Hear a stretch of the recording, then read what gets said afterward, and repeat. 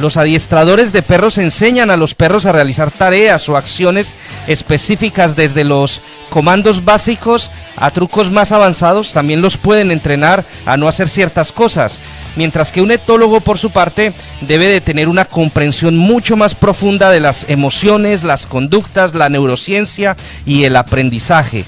Un etólogo también debe ser un experto en la lectura del lenguaje corporal de los perros, y esto requiere tiempo, conocimiento y experiencia. Hoy en Primera Línea vamos a tener como invitado a un etólogo colombiano. Él se llama Andrés Guzmán, lo voy a presentar en unos instantes, pero antes quiero saludar a mi equipo de trabajo que se encuentra en diferentes lugares del mundo. Nos vamos primero a Colombia. Edison Montoya, investigador, un saludo cordial, bienvenido de nuevo aquí en Primera Línea. Un especial saludo a toda nuestra audiencia a nivel mundial, a nuestra mesa de trabajo, a nuestro invitado Andrés Guzmán. Hoy vamos a conocer ese poder que tienen los perros sobre los humanos, tratando de entender un poco ese vínculo que hay entre las personas y ellos. Ese estado de comunicación necesario en que el dueño y el perro han de tener una misma visión para poderse entender, y por qué es necesario el beneficio de los perros para la salud de las personas. Todo un poder que empieza a ser dirigido desde la niñez, donde los niños empiezan a tener una afiliación especial por los caninos, y todo eso requiere entonces que alguien especializado en el tema nos diga cómo debemos manejar las razas de alto riesgo, cuáles son esas razas que debemos nosotros tener según nuestra convivencia, y cuál es la alimentación más sana que deben tener los caninos, y todo ello educado en la manera en que un etólogo nos puede dar las enseñanzas de ese vínculo que hay entre los perros y los caninos. Bienvenidos hoy a este excelente espacio, muchas gracias al invitado y a toda nuestra audiencia. Así es, Edison. También vamos a saludar aquí en el Reino Unido, en la ciudad de Londres, a Ulises Maldonado, periodista e historiador. Ulises, ¿qué tal? Muy buenas noches aquí en Londres. Muy buenas noches para todos nuestros seguidores en KM 440, e igualmente para los seguidores de Fiesta FM en Southampton. El perro como tal tiene historia como la historia misma de la humanidad. Un referente es en el antiguo templo de Göbekli Tepe en Turquía. Hace más o menos unos 12.000 años los arqueólogos han descubierto restos de perros domesticados que se relacionan exactamente con la evidencia más antigua de domesticación, la tumba natufiense, 12.000 años antes de Cristo, descubierta en El Málaga, en Israel, en donde se hallaron restos de un anciano sepultado junto con un cachorro. Y a lo largo de la historia, a través de las diferentes culturas como Mesopotamia, como la egipcia, la griega, la romana, recordemos a Rómulo y Remo, aunque no fue un perro quien los crió y les dio alimentación, sino fue una loba, pero viene de la familia canina. Los perros persas, los perros en la India, y así en China y también en la Mesoamérica hay mucha historia de la humanidad vinculada a este animal, al perro. Perfecto, Ulises. Entonces, ahora sí que vamos a saludar a nuestro invitado, que como les decíamos, es un invitado de lujo porque es experto en este tema. Él es Andrés Guzmán, es etólogo canino, y contactamos con él. Se encuentra en la ciudad de Pereira, en Colombia. Andrés, un saludo cordial, bienvenido en Primera Línea. Buenas tardes para todos. David, muchísimas gracias. Buenas tardes para Edison Montoya, que ha permitido la conexión de este espacio tan importante, y buenas tardes para Ulises, para el resto del mundo. Buenas noches para Reino Unido. Aquí, como nos acabas de explicar, sí, estamos en pro de brindar información muy importante en base de la formación que tenemos nosotros los humanos y los perros, o los canes, como podemos llamarles más científicamente. Bueno, el tema de hoy veo que nos dice el poder de los perros sobre los humanos. Vamos a iniciar con una pregunta que se hacen muchas personas, y es el por qué los comportamientos o las diferentes conductas negativas en estos hermosos peludinos. Debemos de tener en cuenta de que hay tres factores claves. Estos tres factores claves que permiten este tipo de conductas son libres de identificar y se determinan como ansiedad, repercuten en estrés y por último toman un resultado que es la agresividad o una conducta destructiva o una conducta por así decirlo no deseada. Son conductas no deseadas en el momento en que de pronto les incomodan la bulla de los niños, les incomodan la bulla de los carros, les incomodan la bulla excesiva de sonidos fuertes. Quería preguntarte inicialmente, si me lo permites, de alguna manera los animales traen ese chip que en cualquier momento se puede tornar violento en algún momento determinado. Bueno, vamos a hacer énfasis en algo muy importante, tener en cuenta de que ningún perro, independientemente de la raza, es agresivo. Todos los perros son seres 100% sociables. La conducta agresiva es una conducta que se formula por medio de la convivencia, o es decir, del desarrollo que nosotros le permitimos al perro. Un perro debe basarse en tres esquemas muy importantes, ¿sí?, que hacen parte de la rehabilitación o de la formación del perro. Tenemos que tener en cuenta que están el trabajo deportivo, el trabajo recreativo y el trabajo educativo. Cuando nosotros tenemos un can en nuestras vidas, independientemente de la raza, porque no podemos catalogar razas agresivas, simplemente podemos decir que hay razas fuertes y razas leves. Si nos ponemos a analizar tanto un French Poodle o como un American Pitbull Terrier, o un presa canario, o un dogo argentino, o un schnauzer, o un shih tzu, todos tienen, es decir, la misma percepción en su formación como can. Entonces, el French Poodle puede llegar a ser igual de agresivo que el Pitbull. La única diferencia es que, por ser, digamos, de una raza más fuerte, va a impactar más en el tema de poderlo llamar como un can agresivo. O sea, si yo veo un pitbull con rabia, a mí me va a intimidar el pitbull, hablando pues en términos generales de cualquier circunstancia que se presente. Sí. Si yo veo un perro pitbull con rabia, pues me va a intimidar. Si yo veo un perro French Poodle con rabia, pues por verlo tan pequeño, de pronto no me intimidará mucho, pero están sintiendo la misma rabia. Entonces no podemos catalogar, es decir, estipular de que el perro, porque es cierta rabia, es un perro que se cataloga como agresivo. No, todo parte de una formación. Sí, ellos tienen una etapa de crecimiento, un desarrollo cognitivo. Entonces, ¿qué pasa? Que si el perro llega a nuestras vidas, lo primero que tenemos que tener en cuenta es saber de que nosotros, el tiempo que nosotros determinamos para nosotros, no solo la economía, sino el tiempo que determinamos para nosotros, ya empieza a ser parte de este peludín, del peludín que llega a nuestras vidas. Pero eso es muy importante cuando las familias quieren tener un peludín en casa, un can. Es muy importante antes de hacerse la consulta entre los miembros que hay en casa. Llega un perro, entonces es muy importante consultar con un etólogo especialista para saber en qué condiciones conviven los humanos y poderles estipular un perro que se adapte a ese tipo de confort en el que están viviendo, es decir, la familia o las 2 o 3 personas que quieran adquirir el can. Ese es el resultado de toda la respuesta que yo estoy tratando de redactar. Es permitirles a ellos un cronograma de actividades donde ellos puedan despejar su actividad, por así decirlo, o su proceso cognitivo, ¿sí? Entonces, en ese cronograma de actividades, es decir, que digamos la primera salida de la mañana, en la mañana del can, va a ser para que deposites sus necesidades y pueden oscilar entre 10, 15, 25, 30, 45, una hora. No todo el mundo tiene la hora pues para sacar a su perrito y dedicársela, pero por lo menos si solamente le dedicaran 15 minuticos, él lo va a agradecer infinitamente, Entonces, señor Andrés, en todo esto que tú nos enuncias muy bien, estaríamos entonces protagonizando el conocimiento que debemos de tener en la comunicación que hay entre el dueño y el perro. Si vemos entonces, el perro siempre va a seguir como modelo el dueño y de allí se pautan entonces la agresividad, la actividad o el manejo de ansiedad de acuerdo al tiempo en que el dueño lo establece. Científicamente hemos podido tener datos bien interesantes de lo que es la vida de los caninos y se ha podido aportar de que mucha gente que tiene caninos tiene un beneficio, sobre todo el más importante, que son personas que tienen menos colesterol y hacen más actividad física. La ayuda que hace con la compañía de un perro sobre una persona que puede sacarla, puede sacar a pasearla, empiezan a interactuar en esa comunicación. Bajo esa conducta, entonces, Andrés, todo basa, según lo que tú nos has dicho, en la comunicación y la interacción que hay entre el dueño y el canino para que el canino arroje los resultados.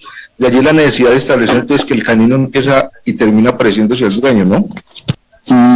Bueno, es muy importante tener en cuenta de que nosotros, los seres humanos, segregamos algo que se llaman microtransmisores. ¿Sí? ¿Qué son los microtransmisores? Los microtransmisores son sustancias neuropéptidas que surgen por el cuerpo, a lo que le determinamos lo que es una rabia, un miedo, una ira,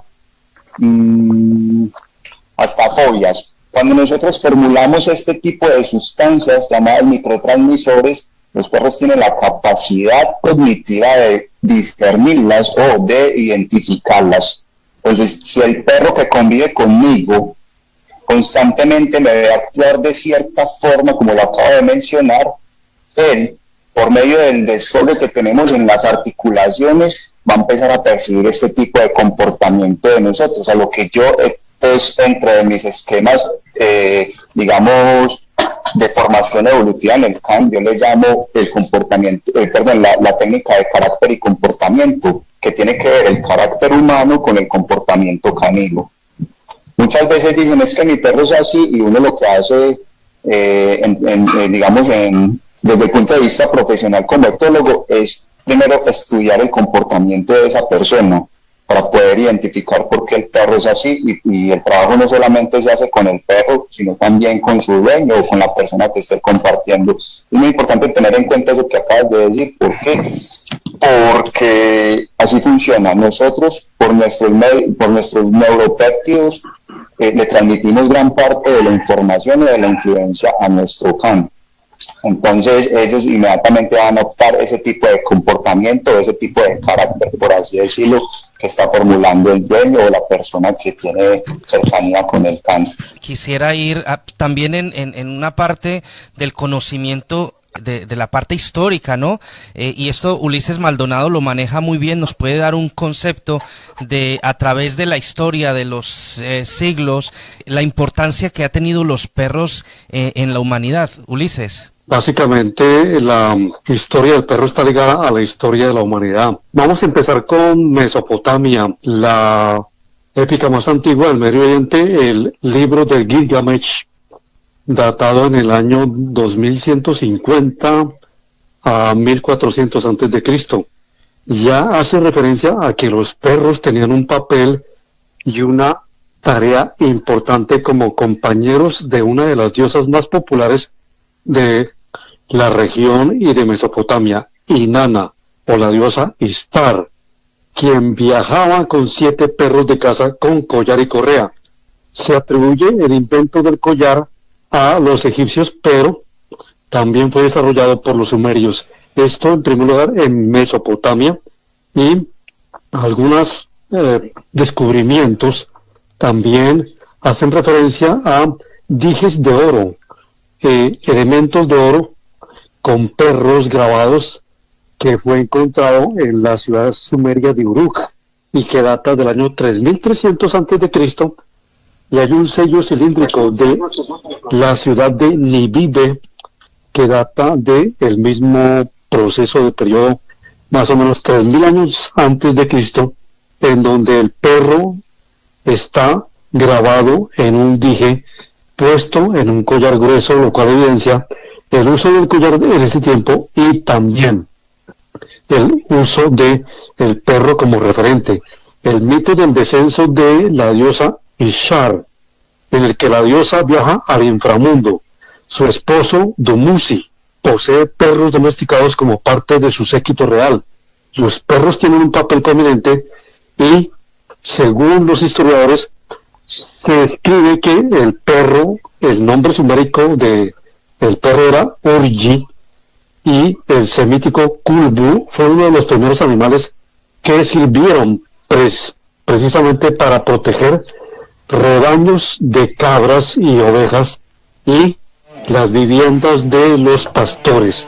Ese era el primero, uno de los primeros oficios de los que se tiene dato de los perros. También están ligados a un solo amo, es decir, Siguiendo lo que manifestaba nuestro invitado, el perro se apega o se vincula mucho a la costumbre y a la manera de ser de su dueño o de quien lo tiene, y por eso pesa mucho el refrán popular de que cada perro se parece a su dueño, y es precisamente cómo desde esas épocas tan antiguas ya estos animales se volvían exactamente los acompañantes no solamente de la sociedad en el común, sino el compañero de los dioses, y muchas veces también servía como el compañero de los médicos, de los brujos, de los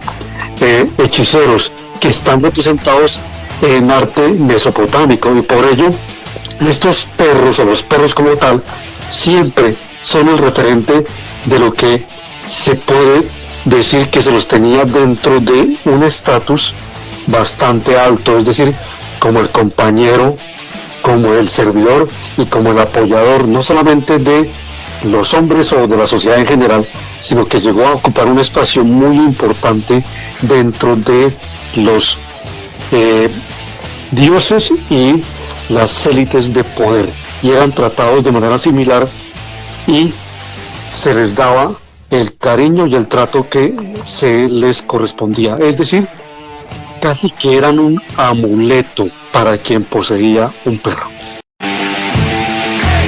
Así es, ya estamos de vuelta, 8 de la noche, 33 minutos en el Reino Unido. Un saludo muy especial a la gente que nos escucha desde Southampton, al sur de Inglaterra, en Fiesta 95 FM. También saludo cordial a la gente que escucha nuestros podcasts, que los descarga a través de las plataformas de iVoox, Spotify y de Apple Podcast. Muchas gracias a todos ustedes. Seguimos aumentando el número de suscriptores y también el número de personas que descargan nuestro producto cada semana. Un saludo muy especial para todos ustedes. Seguimos con este tema tan interesante que estamos tratando en el día de hoy sobre los perros y la influencia que tienen sobre los seres humanos, y quisiera ir directamente a Colombia con Edison Montoya para que hablemos un poco acerca de esos beneficios que suelen aportar los perros a la salud de las personas.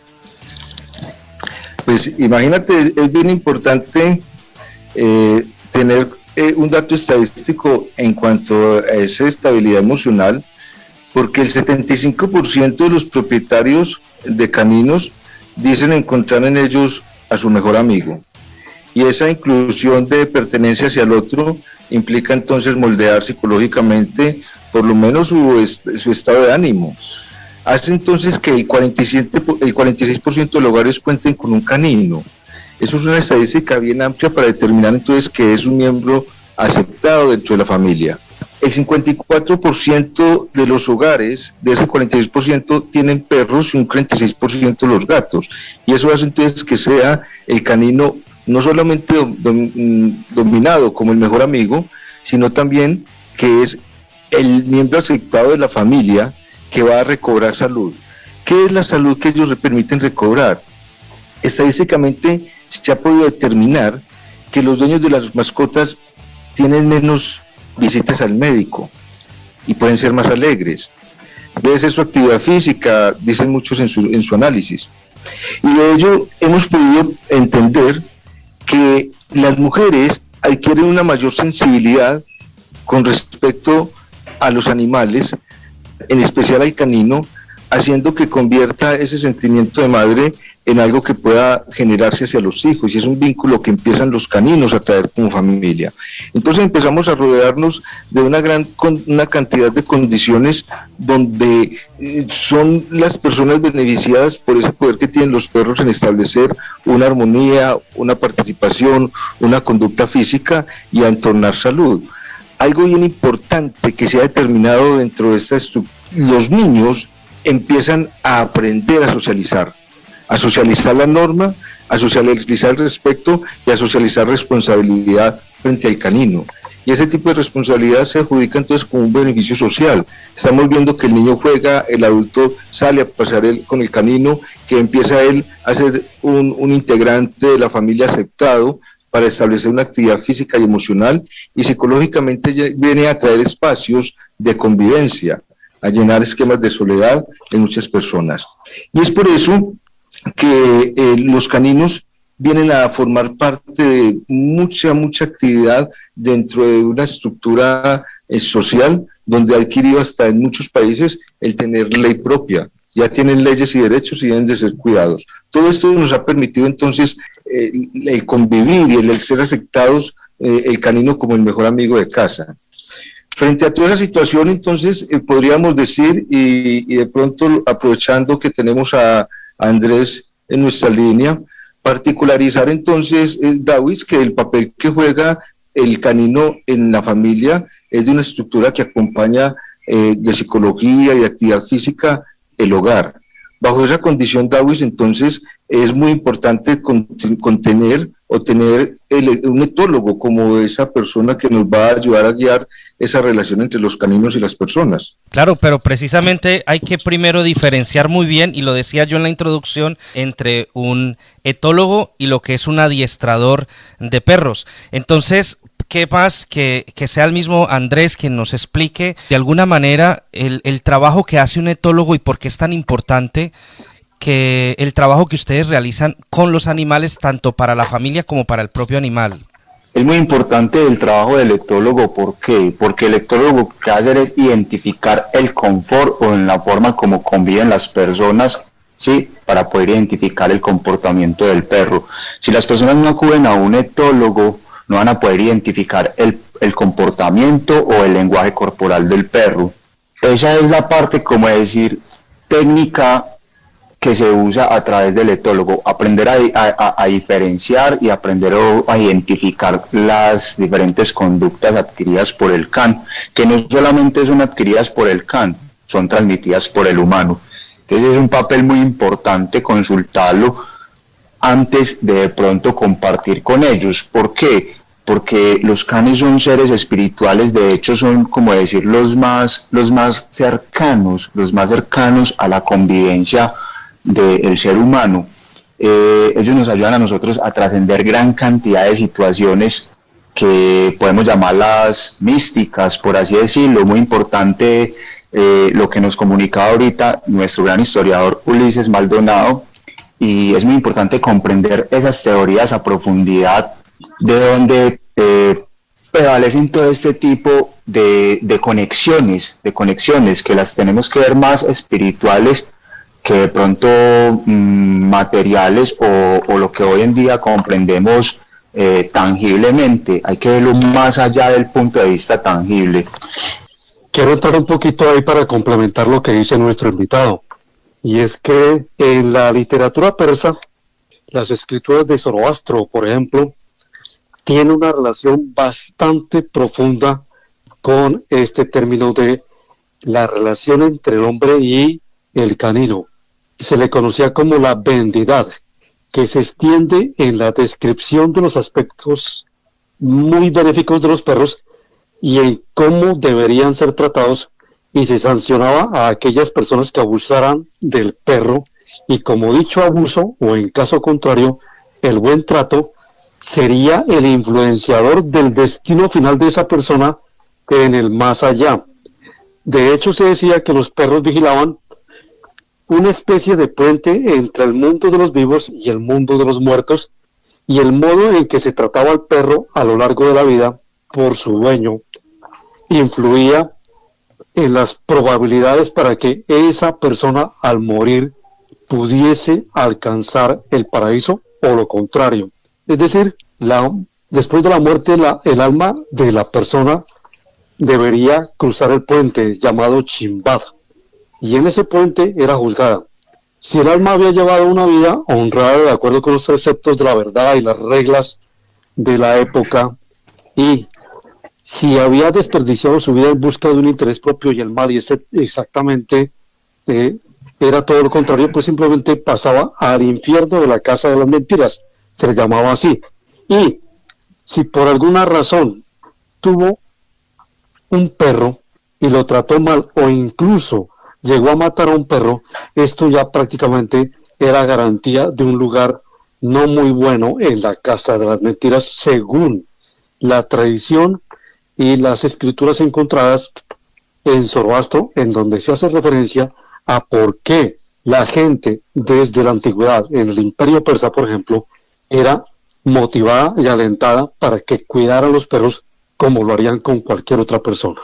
Muy interesante conocer ese poder que ejercen los caninos sobre los humanos desde la historia, Ulises. O sea que el mismo canino se ha sacado su propia norma de ser protegido, incluso de ser elaborado como un premio de ser exalzado y bien cuidado en la tierra, como lo diría ese enunciado. Dado esas condiciones, Andrés, muy interesante todo el poder que el perro nos puede ejercer a nosotros como humanos para convivir con él.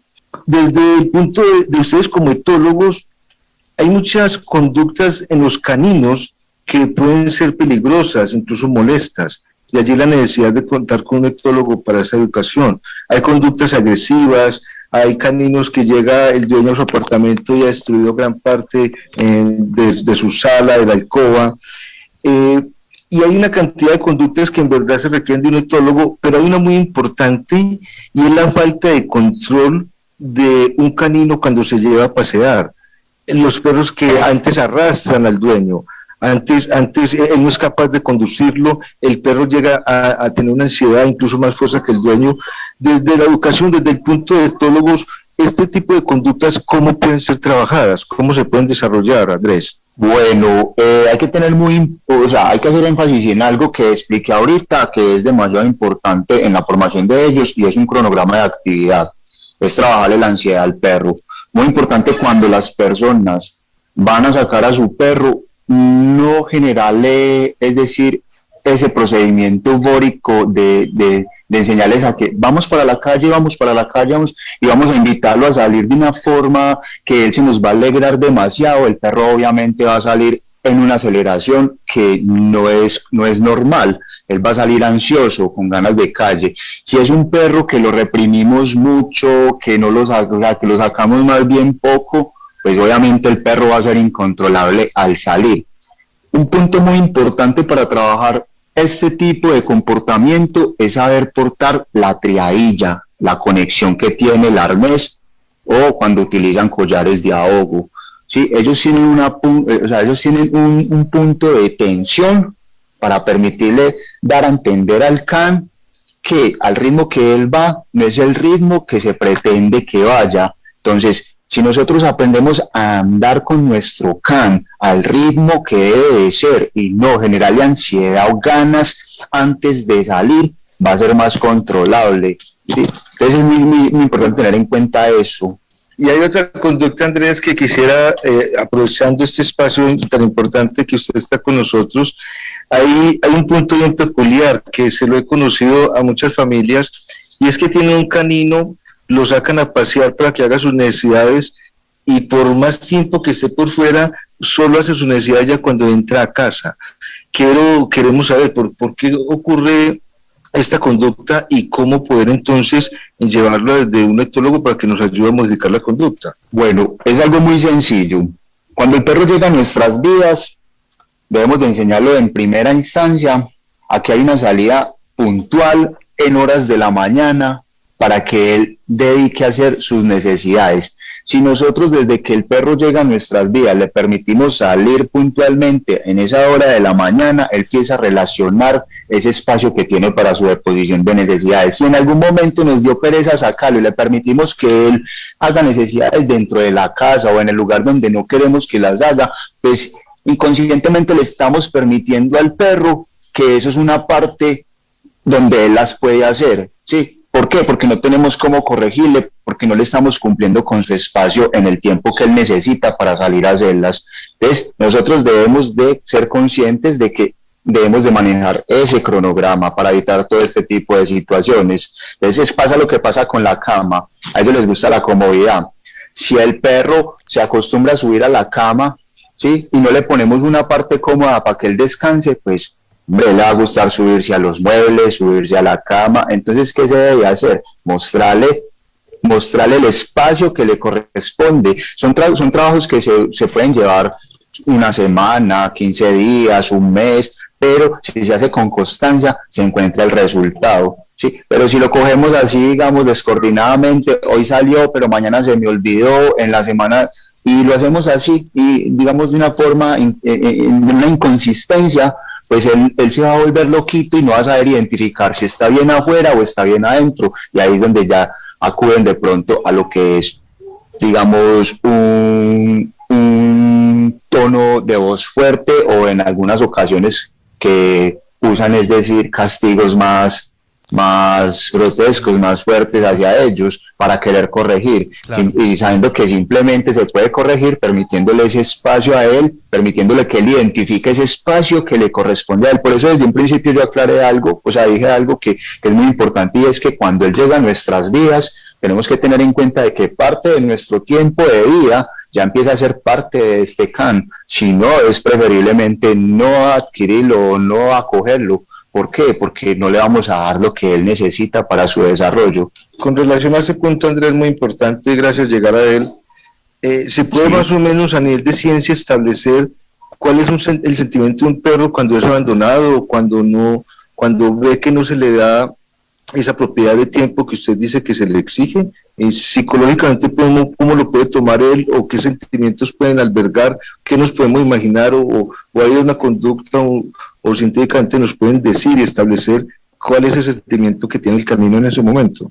Bueno, es muy importante eso, porque hay que tener en cuenta de que los perros, aunque no hablen, aunque no comuniquen de la forma verbal como lo hacemos nosotros los humanos, sienten de la misma forma que sentimos nosotros. Entonces, si nosotros, digamos un ejemplo, si nosotros acogemos un can, le brindamos todos los beneficios de primera mano, estamos atentos a él, pero el día de mañana, por circunstancias, debemos de abandonarlo, o bueno, X, o bueno, cualquier circunstancia que se presente, el perro inmediatamente va a identificar eso como un abandono. Y es allí, aunque él no lo exprese verbalmente, va a empezar a surgir, o sea, ese abandono va a empezar a representarse en él con degradación. Entonces él va a querer buscar dejar de comer, como le pasa cuando la parejita se separa y en pronto el novio o la novia deja de comer y acude a otras cosas por querer calmar. Ellos no lo van a hacer así, acudir a cosas externas, pero lo que van a hacer es degradarse íntegramente. Entonces nos dejamos de hidratar, dejamos de alimentarnos bien, entonces empezamos a perder gran cantidad de proteínas y bueno, llega un punto en el que ya ellos, por no sentirse carga para las personas que algún día le ofrecieron esa estabilidad, llegan a un punto en que buscan su total mortalidad, por así decirlo. O sea, ya ellos llegan a un punto en que no buscan ser carga, porque ellos al mundo no vienen a ser carga, vienen antes a ayudarnos a evolucionar a nosotros. Son, digamos, los niños en el hogar los que más se aferran a los canes, ¿no? A los animales, y pues está demostrado que muchas veces ese vínculo que existe entre los niños y los animales pues ayuda a curar ciertas enfermedades, a ayudarles con ciertos problemas de salud. Hoy en día se utiliza bastante los animales, los perros, para temas de, por ejemplo, de salud mental, ¿no? Sí, claro que sí, Davis. Los perros son seres, como lo decíamos ahorita, seres espirituales que tienen la capacidad de trascender diferentes problemáticas. Digamos, en un caso de una enfermedad mental, ellos generan, digamos, lo que es felicidad. Elevar esa actividad que se ha bajado tanto, lo que buscan es elevarla con su comportamiento.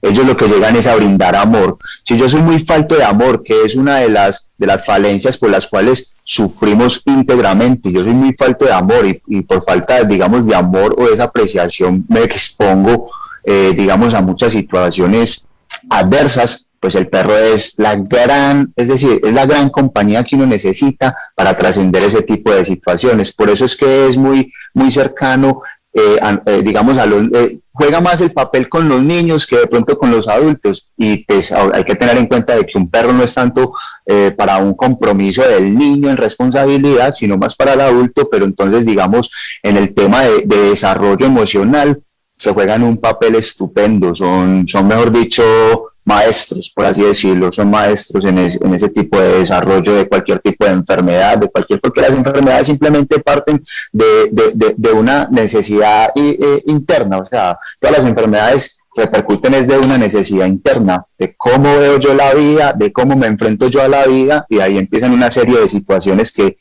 son incontables y que, bueno, generan gran cantidad de desórdenes para nosotros. Entonces, por eso ellos llegan allí y empiezan a absorber ese tipo de comportamiento para darle como esa trascendencia a través de ese comportamiento de ellos. Porque son maestros, ellos, a ver, pues, es decir, la esencia de ellos es esa, es transmitir como maestros. Si lo identificamos así, aprendemos gran cantidad de cosas a través de ellos, claro, y superamos gran cantidad de adversidades.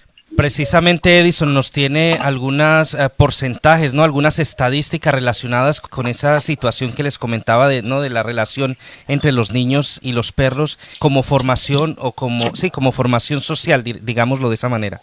Un vínculo de formación social bien interesante, pues. Estadísticamente hay estudios donde se toman 500 niños entre 9 y 13 años, una etapa del desarrollo psicosocial donde ya empieza una edad de pubertad para poder liderar, socializar, y en ese esquema de desarrollo mental ellos ven dentro de la socialización a la cual ya están expuestas que el 94% de los niños se sienten mucho mejor acompañados con una mascota en casa. Me pueden dejar con mi tía, me pueden dejar con mi hermanito, me pueden dejar con mi amiguito, pero si me dan con la mascota, yo me siento más protegido con la mascota. Y de esos 500 niños, el 50% de ellos consideran que esa mascota es su mejor amigo.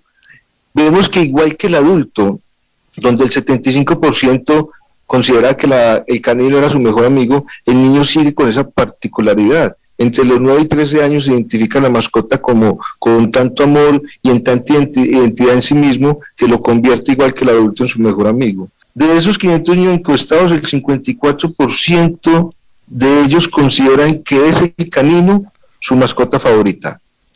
Definitivamente el perro viene a ser esa compañía donde el hombre por naturaleza lo selecciona para hacer su convivencia en su propia casa.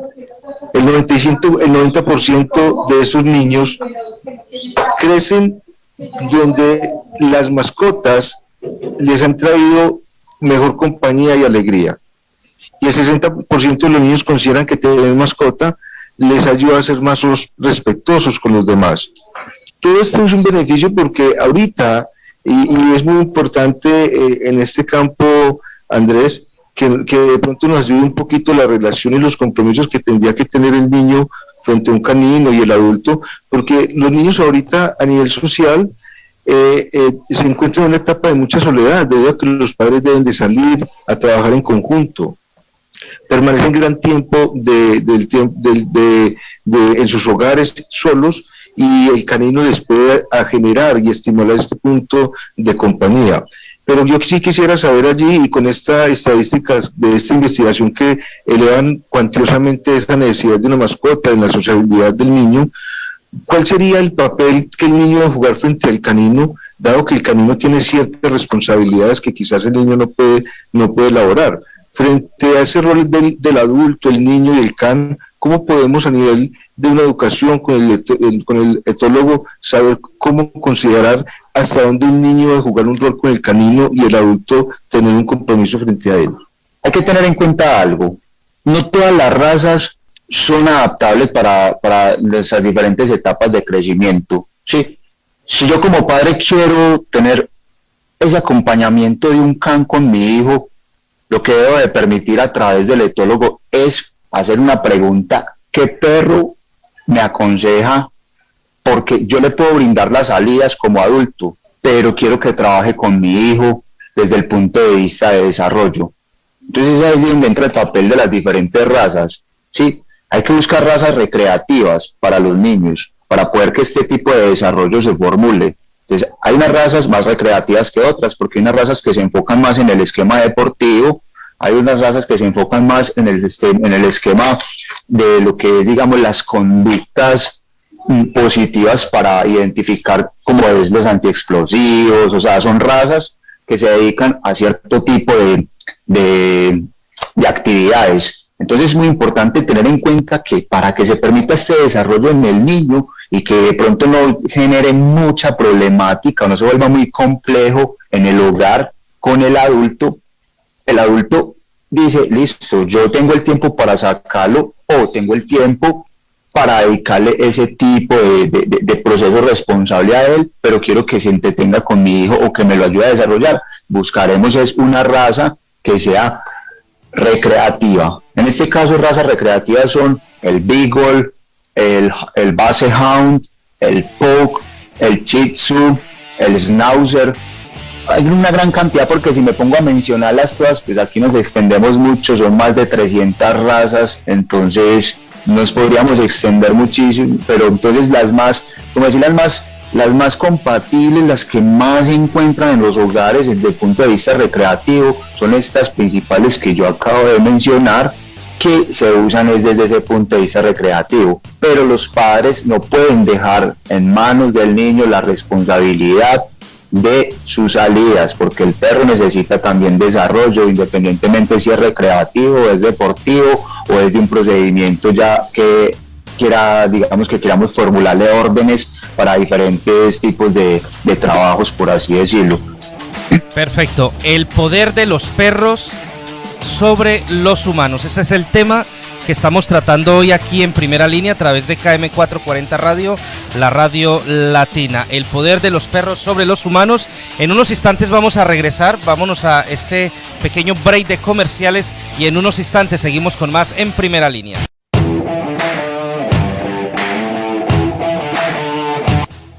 Aquí en Inglaterra específicamente hay políticas de Estado, políticas de gobierno, y también se apoya mucho a estas instituciones de caridad que cuidan animales, especialmente perros y gatos, las mascotas más populares aquí en Inglaterra. Y aquí la norma también castiga al dueño de estos animales porque se descuida o porque los deje abandonados o por el maltrato que pueda tener. Y la pena puede ser pecuniaria en dinero, e inclusive también son condenados a prisión en razón a el maltrato que reciben estos animales por parte de quien supuestamente era la persona responsable de tenerlos en buenas condiciones. Es decir, es una política que me parece a mí de lo más sana posible para mantener exactamente la armonía entre lo que es eso que pensaban los kurdos y las sociedades del Asia Central. El perro era, o el alma de un perro era un tercio bestia salvaje, un tercio humano y un tercio divinidad, y por eso se consideraba que era importante cuidarlos y se les reservaba 3 bocados como alimento para agradecer su compañía. Y aquí, hoy, al siglo XXI, encontramos todavía, hay gente que es un poco indolente, un poco desagradecida, si se quiere, con estas mascotas. Inicialmente las acogen en su casa, se comprometen, entre comillas, a cuidarlos y a darles todo lo que ellos necesitan, como pues cualquier mascota que esté en buenas condiciones. Pero al final de cuentas se les olvida, bien por circunstancias económicas, porque ya no pueden alimentarlos, porque ya no existen las mismas condiciones que estaban antes, y deciden abandonarlos, los dejan en la calle en estas temporadas de Navidad, en el invierno. Hay muchos animales que están en la calle abandonados. Es ahí donde entran estas instituciones de caridad a recogerlos y le están pidiendo a las personas que de verdad quieran acoger a su perro o acoger a nuestras mascotas, que de verdad lo hagan, o sea, que no simplemente se queden en el asunto de sí lo voy a hacer, pero al final de cuentas no existe ningún compromiso real. Por eso se hace importante el cuidado de estas mascotas. Quiero referirme a lo que pasaba en Grecia y en uno de los filósofos más reconocidos, Platón. En los diálogos en el libro La República, en el libro 3, argumenta que el perro es un verdadero filósofo, puesto que distingue entre el rostro de un amigo y el de un enemigo, únicamente mediante el criterio de saber y no saber, y según Platón, concluyó que los perros deben ser amantes del aprendizaje, puesto que determinan qué les gusta y en qué no, basados en el conocimiento de la verdad. Es decir, el perro aprende a distinguir quién es un amigo y quién no.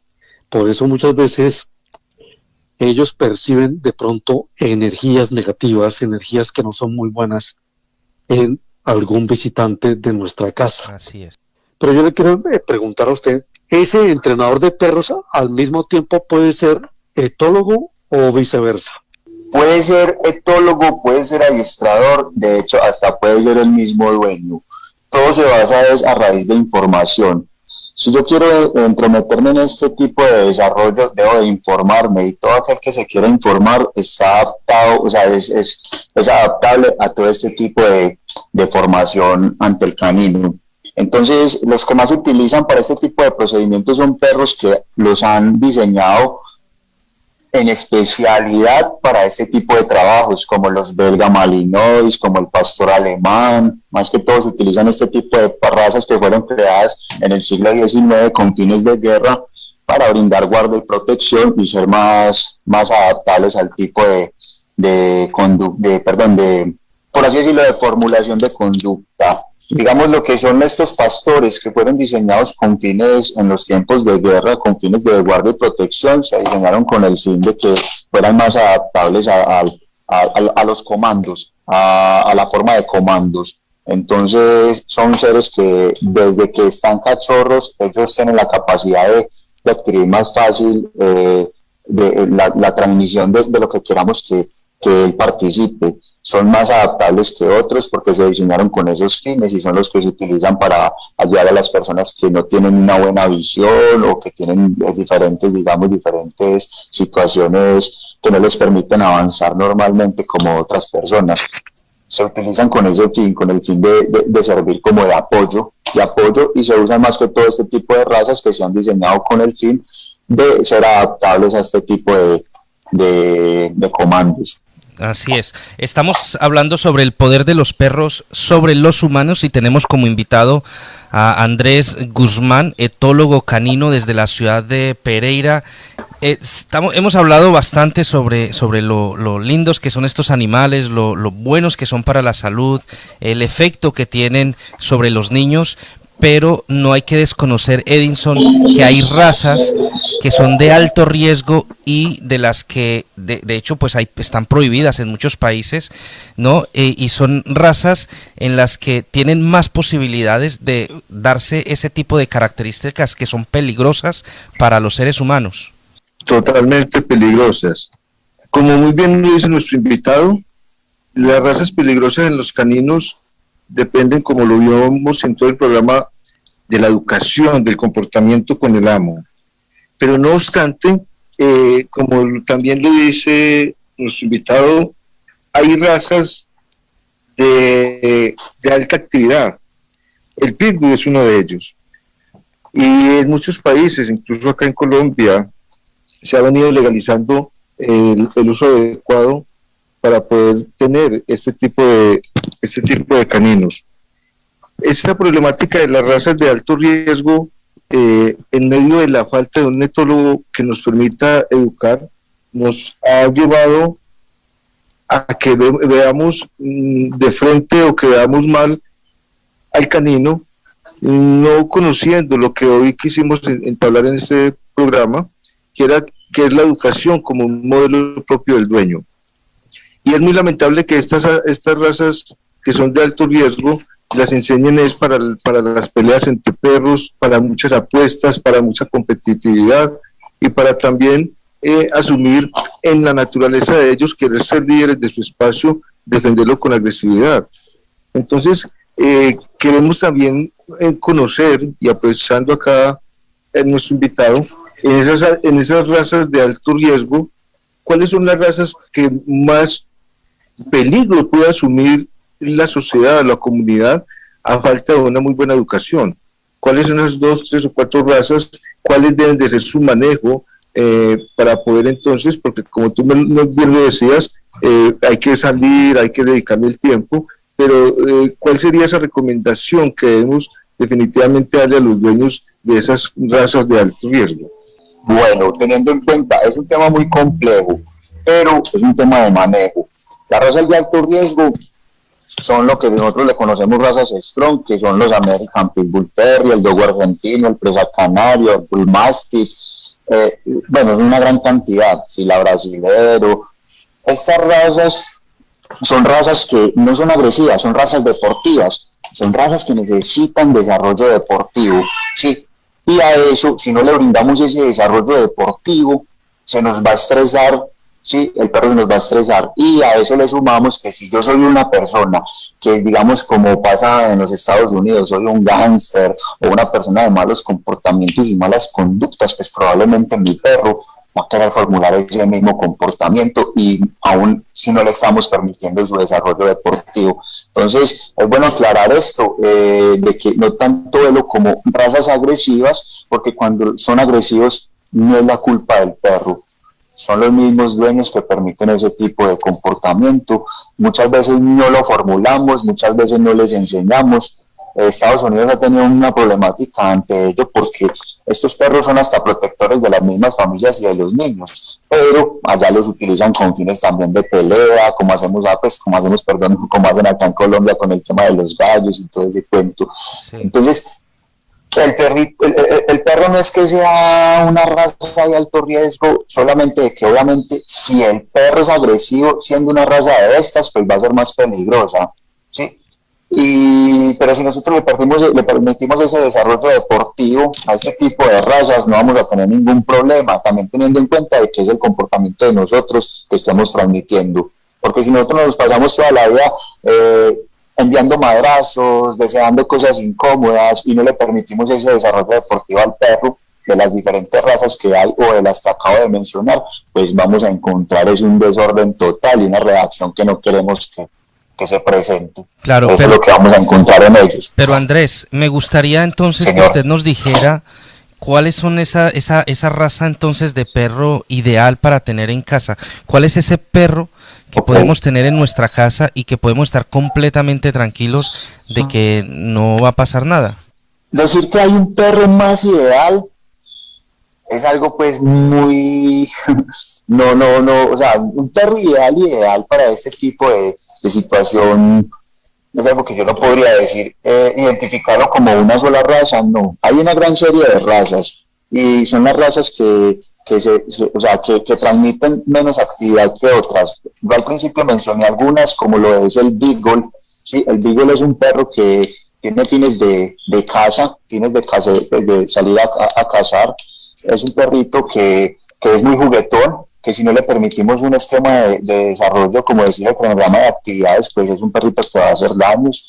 El Pug es un perrito que también es muy extrovertido, muy amigable, es muy deseado para los niños en casa porque juegan tieso y parejo con los niños. Entonces, son perros que son muy adaptables para las casas. El Schnauzer, mira, un Schnauzer es 100% adaptable para un hogar donde hayan niños, pero si en el hogar se formulan conductas fuertes de maltrato psicológico, ¿sí? El perro se nos va a volver agresivo, así sea un Schnauzer, así sea un Pug, así sea un Shih Tzu, así sea un French Poodle, así sea un Cocker Spaniel, se nos puede convertir en un perro agresivo, ¿sí? Y son las razas más propicias, más adaptables a la convivencia en un confort familiar. Estas son razas muy adaptables, solamente es que tenemos que identificar qué comportamientos estamos transmitiendo nosotros para este tipo de razas, pero son razas, por lo que son razas pequeñas, son razas para convivir en un espacio más ajustado, más pequeño. Entonces son razas que se desarrollan muy bien en las familias, las razas pequeñas se desarrollan muy bien. Mire, algo muy bonito que se me viene a la mente es en el año de 1990 crean una raza llamada American Bully, y el American Bully en 1992 la certifican. ¿Por qué quisimos crear la raza American Bully humanamente, por así decirlo? Porque queríamos dejar de tener la percepción ante el Pitbull y queremos tener un perro que tenga todas las facciones y todo el diseño de un Pitbull, pero que sea 100% amigable. Entonces, ¿qué pasa? Que el Pitbull... Perdón, un momento, discúlpenme que me entró un poquito de distracción, entonces no me permite concentración. Entonces, el American Bully fue un perro que queríamos tener un perro con las características de un pitbull, pero que no fuera agresivo. Entonces diseñamos un perro con un desarrollo cognitivo más cercano y más, digamos, más manejable, por así decirlo. Esos son perritos que solamente entregan amor y pueden vivir dentro de los apartamentos, pero tienen el mismo diseño de un pitbull. El mismo diseño de un pitbull, solamente que su conducta es muy adaptable. Pero hay que tener en cuenta algo: en Colombia cometemos un error. En Colombia traemos un perro que se diseñó con esos fines, pero acá, al generarle diferentes funciones genéticas, el perro puede repercutir genéticamente a la acción que transmitía el otro, el pitbull, el bull terrier con el que lo quisimos cruzar. Entonces, las razas las diferentes razas es de manejo, es de darles un buen manejo. Como les decía yo ahorita, unas son deportivas, otras son recreativas y otras son de un desarrollo ya de aprendizaje más avanzado. Entonces, hay que tener en cuenta esos tres puntos. Y frente a esta parte, Andrés, algo bien importante, dando ya casi culminación a nuestro espacio, nuestro programa, hemos venido notando que los perros han venido enfermando mucho y muchos han señalado el cuido o la alimentación da las toxinas o los químicos del cuido y se han tenido que venir a generar unos cambios de alimentación sana hacia los caninos. ¿Qué repercusión trae el cuido en realidad y qué es ese consejo de mejorar la alimentación sana en los caninos? Claro, es muy importante, hay que hacer énfasis en ello porque es algo muy importante. La alimentación de ellos se juega un papel demasiado importante. Gracias a nuestro gran veterinario australiano Ian Billinghurst, que desarrolló la teoría de la dieta BARF, nos damos cuenta de que cuando nosotros alimentamos a nuestros canes, y como decía ahorita Ulises, ellos son muy ancestrales, entonces si nosotros lo alimentamos con la alimentación que ellos vienen ancestralmente, que son proteínas intactas de origen animal, ¿sí? Donde los nutrientes están intactos, donde en las frutas, en la otra serie de alimentos que fusionamos con la proteína, encontramos una gran cantidad de aminoácidos, permitimos que el perro no empiece de pronto a desarrollar células cancerosas o tumores cancerosos y otro tipo de enfermedades. Y también hay que tener en cuenta algo, lo que llamamos fusiones genéticas. Cuando los humanos juegan a querer ser dioses y entramos a un esquema de laboratorio a querer fusionar las diferentes razas para sacar una raza nueva, estamos cometiendo un error muy grande. ¿Por qué? Porque allí repercuten una gran serie de enfermedades que se pueden trabajar brindándoles una buena alimentación y evitando que se desarrollen este tipo de situaciones adversas en ellos. Entonces hay razas que en este momento sufren mucho por ese tipo de fusión genética. El humano quiere jugar a ser Dios, pero no se da cuenta de que lo que está acabando es con la longevidad del perro. En esa alimentación sana nos basamos en qué, Andrés? ¿Qué tipo de alimentación sana es dependiendo de la raza de caninos o cómo se maneja? Bueno, muy importante, la teoría de nuestro gran médico australiano Ian Billinghurst es la teoria del BARF, como lo dicen sus siglas en inglés, Biological Appropriate Food, que es alimentos crudos biológicamente adecuados. ¿Sí? Ese es el tipo de alimentación más adaptable para que ellos no desarrollen gran cantidad de enfermedades. Ese tipo de alimentación es una alimentación fresca, húmeda, que se complementa de proteína intacta de origen animal, ya sea de pollo, pescado, res. Ellos pueden comer gran variedad de alimentos que consumimos nosotros. Lo único que no pueden consumir son carbohidratos, sales, o decir harinas refinadas, todo este tipo de otro tipo de alimentos que nosotros consumimos, que son industrializados. Por eso es que el cuido muchas veces juega un mal papel en la vida de ellos, porque son productos industrializados. Entonces lo mejor que se le puede brindar a nuestro can es una alimentación húmeda, que se realiza con proteína de origen animal intacta, no deben de llevar cocción, se debe dar totalmente en crudo, porque así los nutrientes que están allí en esta proteína le permiten un gran desarrollo positivo al perro en lo que es en la parte inmunológica y no permite el desarrollo de algunas enfermedades. Pero también hay que tener en cuenta lo que yo les decía, de que hay unas que sufren mucho por sus funciones genéticas, porque el humano lo que busca siempre es como es decir, despegar económicamente, pero no nos damos cuenta de que vamos a acabar con el tiempo de vida de de las diferentes razas al hacer este tipo de situaciones. La mejor alimentación es la húmeda, BARF. Ahí no existe, porque digamos Purina o las grandes empresas diseñan o tienen maquinaria para querer brindar ese, ¿cómo decir? Esa similitud a lo que es un alimento húmedo, pero no va a ser lo mismo, porque si nos ponemos a ver, un alimento húmedo tiene un nivel de humedad que no es el mismo nivel de humedad de un alimento que está seco, por más que le quieran meter, digamos, estructura química para querer desarrollar esa humedad, no va a ser lo mismo. Entonces siempre vamos a buscar la alimentación húmeda y que probablemente o posiblemente se le pueda dar en crudo. Muy bien, son las 9 de la noche, 24 minutos, estamos llegando al final de En Primera Línea. Andrés Guzmán, etólogo canino desde la ciudad de Pereira. Andrés, un placer haberte tenido en nuestro programa el día de hoy. Muy importante todo lo que nos has explicado de este animal maravilloso que son los perros, y de verdad que esperamos invitarte alguna vez más para que tratemos en algún momento otros temas también muy interesantes relacionados con el perro.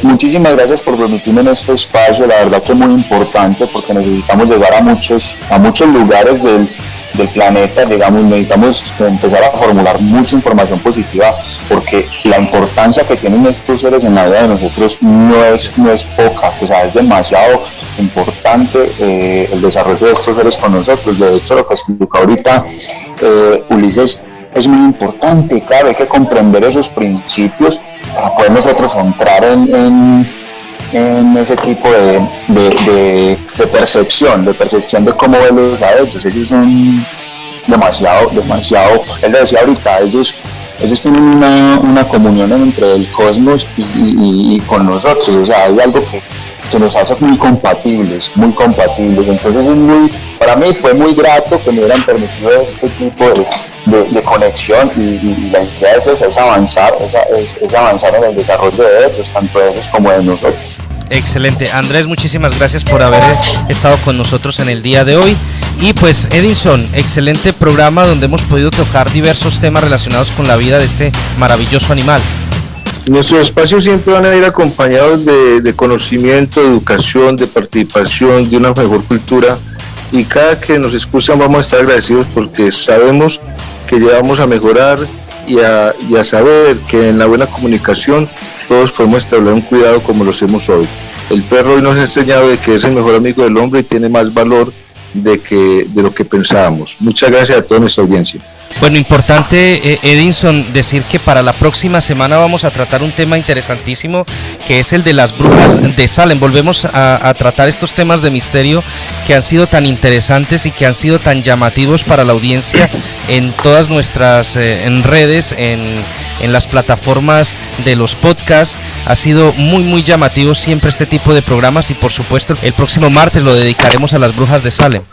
Sí, David, y a toda nuestra audiencia, muchas gracias. Para el próximo martes, entre 8 días, estamos con las brujas de Salem. Traemos una investigación muy interesante sobre una línea que nos va a permitir conocer un poco también de la brujería en Latinoamérica, y de que todo esto es un entorno de misterio que queremos aclarar un poco más para poder llevarle a toda nuestra audiencia con más claridad todos estos temas de gran interés. Perfecto, son las 9 de la noche, 27 minutos. Le agradezco a todos ustedes su sintonía aquí en KM440 Radio, la radio latina que emite desde la ciudad de Londres. Saludo especial a la gente que nos sintonizó desde Southampton, desde el sur de Inglaterra, a través de la emisora Fiesta 95 FM. Yo soy Dawis Buitrago, los espero el próximo martes a las 8 en punto de la noche aquí en KM440 Radio.